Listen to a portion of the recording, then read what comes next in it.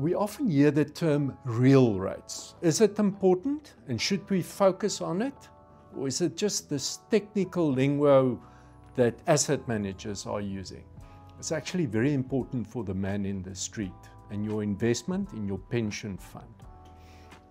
A real rate, if you take an interest rate, we call it a nominal rate.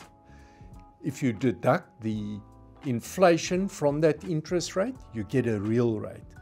When you invest in a pension fund or you save in a bank, it's important that the return that you're getting is not just expressed as a nominal rate, but that you're winning inflation.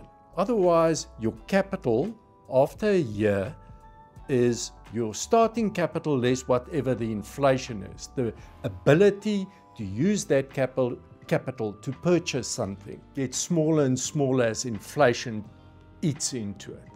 So in the general term, whenever you look at any investment, your starting point is where's inflation, currently just above 3%. What are the bank offering me? Let's say the bank offering you 6%. Then you know you earn 3% real. So your actual capital will truly grow with that 3% over time. In a pension fund, you get the same concept. If you save for the long term, you can afford a little bit more risk in your fund.